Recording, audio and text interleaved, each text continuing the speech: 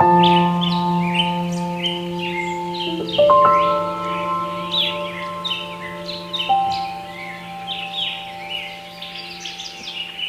गांव में एक सुंदर सी नदी थी। उस नदी को लोग जादुई नदी भी कहते थे। उसी गांव में एक रघु नाम का सब्जी वाला रहता था। वो बहुत ही लालची इंसान था। एक दिन वो घर घर जाकर सब्जी बेच रहा था। सब्जी ले लो, सब्जी, ताजा ताजा सब्जी, आलू, भिंडी, टमाटर, ताजी ताजी सब्जियां ले लो। अरे इस घर में कोई है क्या? तभी वहाँ से एक बूढ़ी अम्मा बाहर निकलती है। क्या क्या है सब्जी में बेटा? माँ जी, सब्जी में आलू है, भिंडी है, सब है। आपको क्या चाहिए? बेटा मुझे 2 किलो आलू दे दो। वैसे बेटा ये एक दिन में कितना कमाते हो? मुश्किल से माँ जी 200 रुपए कमाता हूँ। इस माँ जी को शायद पता होगा उस नदी के बारे में। कौन सी सोच में पड़ गए बेटा? 2 किलो आलू दो मुझे। कुछ नहीं माँ जी, मैं ये कह रहा था कि आप बड़ी उम्र की हो, इसीलिए आपको उस नदी के बारे में पता होगा ना। कौन सी नदी के बारे में बात कर रहे हो बेटा? अरे माँ जी, यही अपने गांव के जंगल में जो नदी बहती है, मैं उसी की बात कर रहा हूँ। लोग कहते हैं कि उस नदी का जो पानी पीता है और उस नदी को सच्चे दिल से अपनी इच्छा बताता है, उसकी हर इच्छा पूरी होती है। क्या ये बात सच है या फिर लोगों ने अफवाह फैलाई है? नहीं बेटा, वो कोई अफवाह नहीं बल्कि एक सत्य ही है।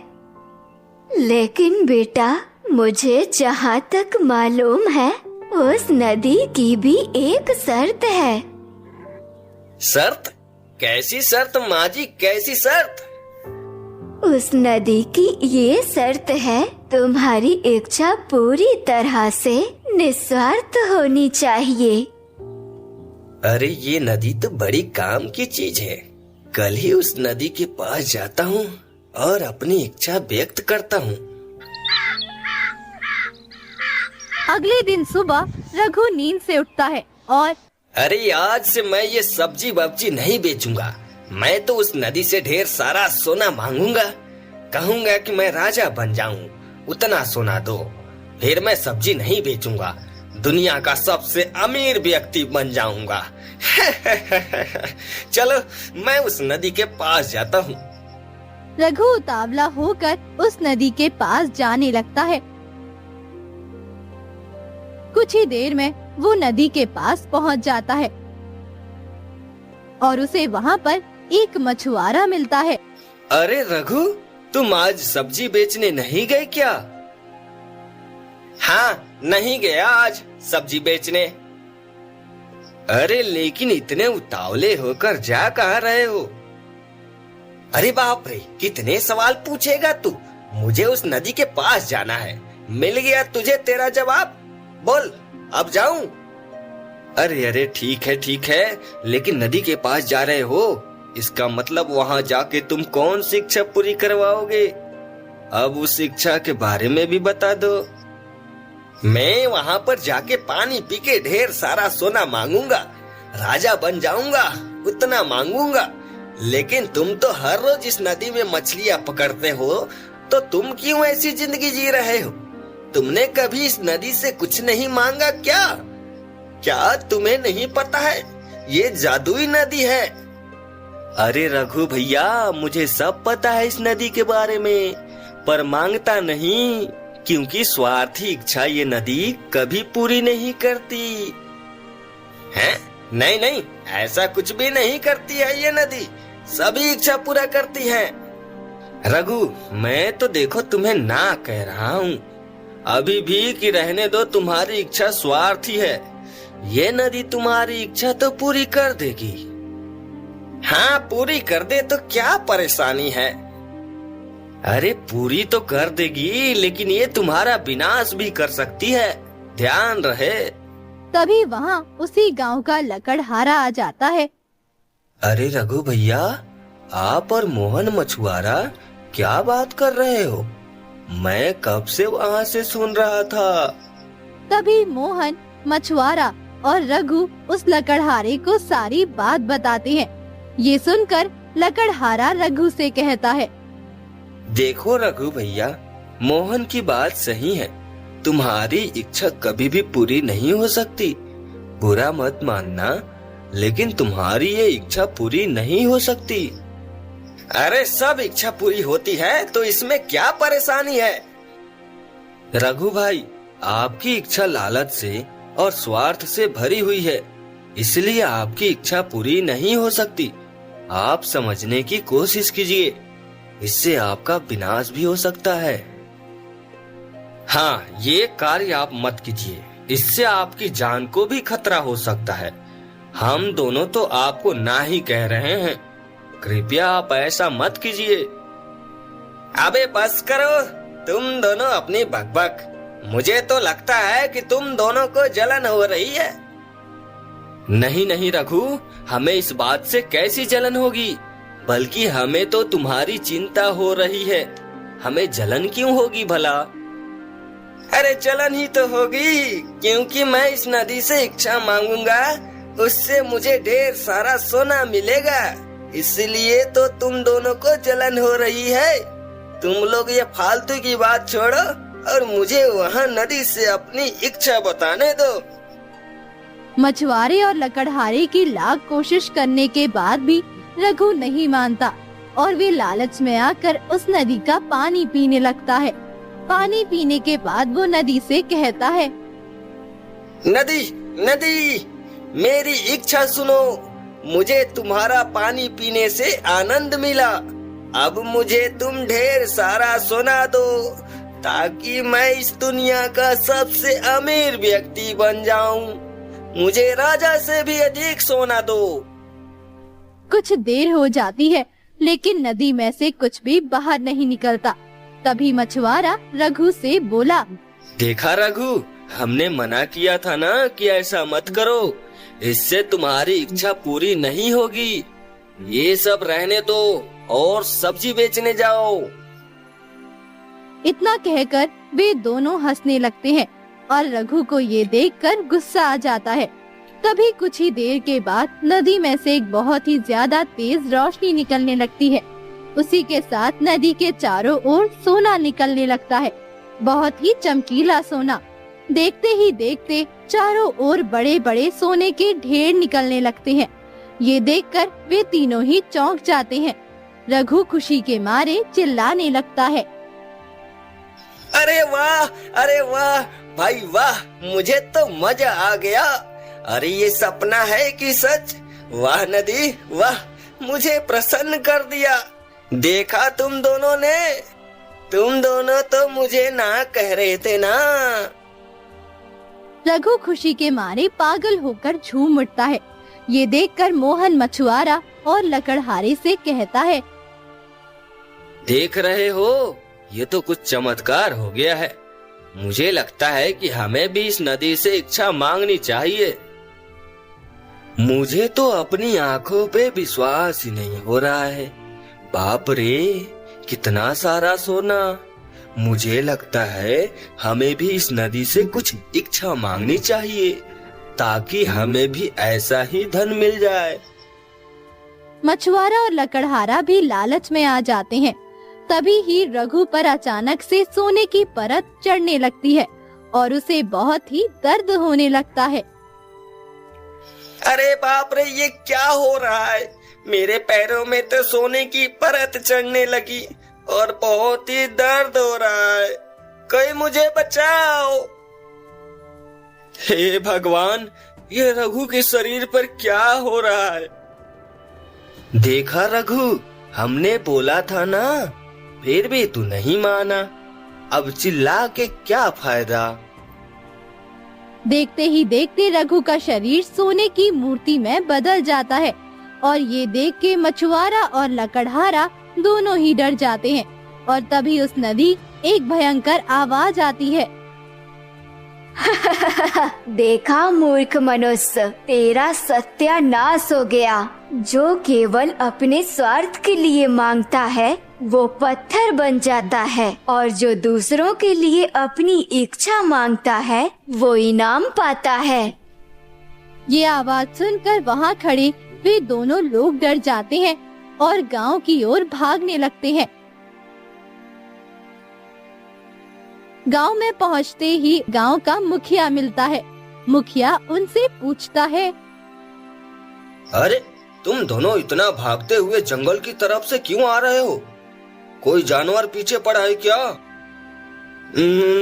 मुखिया जी, वो नदी ने रघु को अपना शिकार बना लिया है।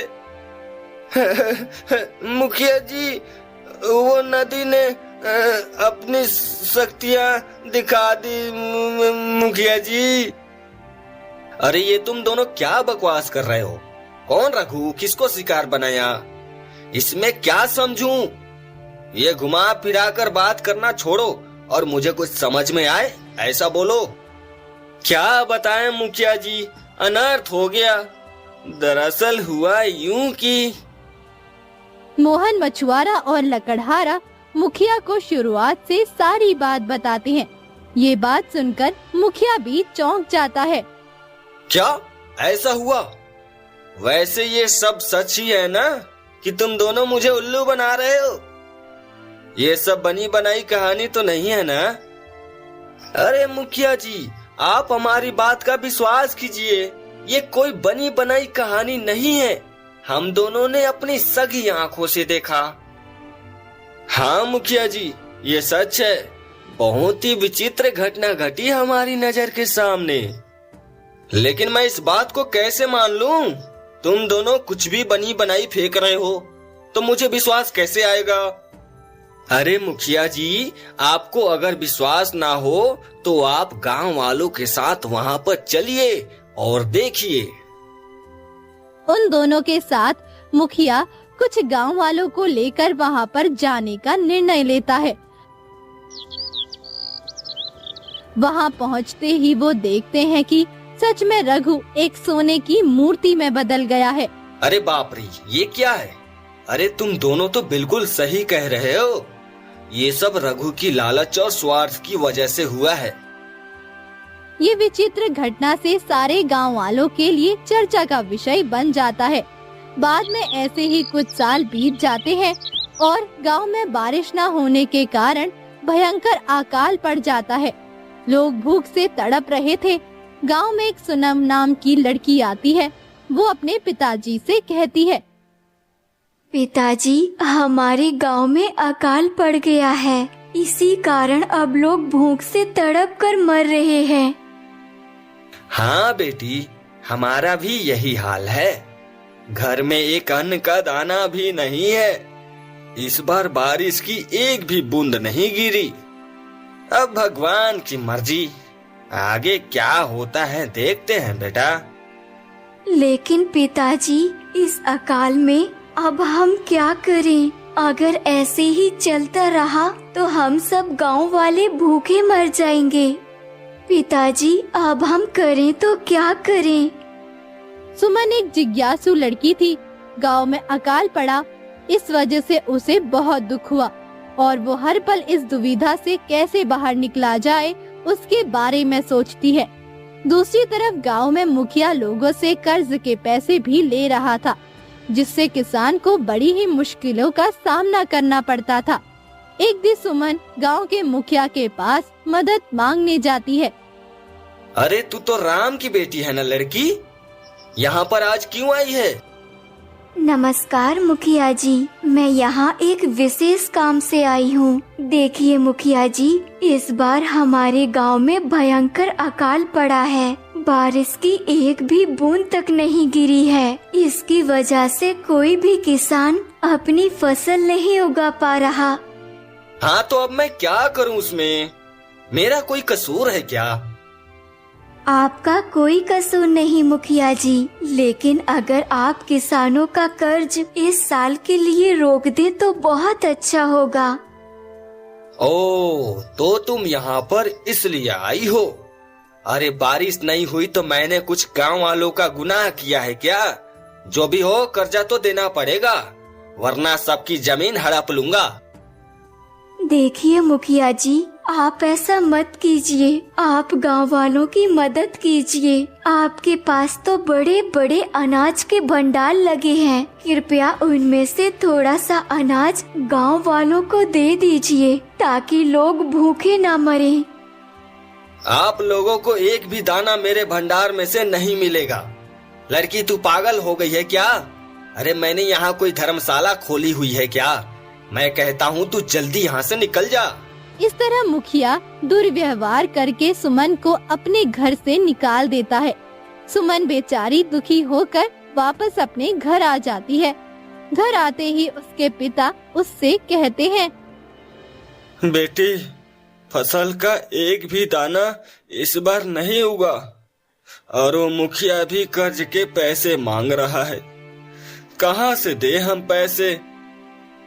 हाँ पिताजी, उस बात की तो चिंता है, लेकिन अब कर भी क्या सकते हैं हम। मैंने भी मुखिया जी से बात की, लेकिन वो मानने के लिए तैयार ही नहीं है। अकाल का रूप धीरे धीरे बढ़ रहा था। लोग भूख से तड़प रहे थे और एक तरफ सुमन को गांव वालों की ये हालत देखी नहीं जा रही थी। वो मन ही मन सोच रही थी। तभी उसके मन में एक ख्याल आ जाता है। अरे, लोग उस नदी के बारे में कहते हैं कि वो जादुई नदी है और अपनी इच्छा बताने से वो इच्छा पूरी कर देती है। मैं इसके बारे में पिताजी से पूछती हूँ। पिताजी, क्या लोग उस नदी के बारे में जो कहते हैं वो सब सच है क्या? हाँ बेटा, वो सच है। वहाँ उस नदी का पानी पीकर जो भी इच्छा मांगते हैं वो पूरी हो जाती है। सच में पिताजी? तो हम जो भी इच्छा मांगेंगे वो पूरी हो जाएगी? नहीं बेटा, हमारी इच्छा पूरी निस्वार्थ होनी चाहिए, तो ही पूरी हो सकती है। वरना हम भी हमारे गांव के वो रघु सब्जी वाले की तरह एक मूर्ति में बदल सकते हैं। अभी भी वहाँ पर उसकी मूर्ति उस चीज का प्रमाण है। अब जो भी होगा वो देखा जाएगा, लेकिन मुझे उस नदी से इच्छा मांगनी है। अगले ही दिन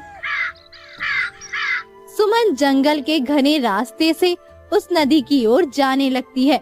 जंगल का रास्ता बहुत ही घना और डरावना था, लेकिन सुमन निडर होकर जंगल में जाने लगती है। थोड़ी देर बाद वो उस नदी के पास पहुंच जाती है। वाह, कितनी प्यारी नदी है। देख करके तो मन खुश हो जाता है। चलो इस नदी से अब मैं अपनी इच्छा व्यक्त करती हूँ। सुमन अपने दोनों हाथों से पानी पी के उस नदी से कहती है, मुझे आपका पानी पीकर तो आनंद आ गया नदी माता। कृपया आप मुझे स्वार्थी न समझें। मैं यहाँ कोई धन या माया के लालच में नहीं आई हूँ। मैं तो इसीलिए आई हूँ कि हमारे गांव में अकाल के कारण लोग भूखे मर रहे हैं। हे नदी माता, अगर मेरा मन सच्चा है तो मुझे खाने के लिए अनाज दे, ताकि मैं वो अनाज गांव वालों को खिला सकूं। कुछ देर के लिए तो नदी से कोई भी उत्तर नहीं आता और सन्नाटा पड़ जाता है। तभी नदी में से एक अजीब सी रोशनी निकलती है और बाद में अनाज के ढेर लगने शुरू हो जाते हैं। ये देख सुमन को बहुत खुशी मिलती है। ये तो सच में अनाज निकलने लगे। वाह नदी माता, मैं आपका कैसे शुक्रिया करूं? मुझे तो समझ ही नहीं आ रहा। तभी नदी में से एक आवाज आती है, तुमने निस्वार्थ भाव से अपने सच्चे मन से गांव वालों के लिए इच्छा मांगी है, इसीलिए मैं तुमसे प्रसन्न हुई और इसीलिए ये लो तुम्हारा इनाम। और अब से 2 दिन बाद तुम्हारे गांव में बारिश भी होगी। तभी नदी में से एक सोने चांदी की पोटली बाहर निकलती है और सुमन को इनाम मिलता है। बाद में सुमन वो अनाज घर घर जाकर देने लगती है, जिससे गांव वाले बहुत ही खुश हो जाते हैं और 2 दिनों बाद गांव में बारिश भी शुरू हो जाती है। बाद में गांव के लोग सुमन की बहुत ही तारीफ करते हैं।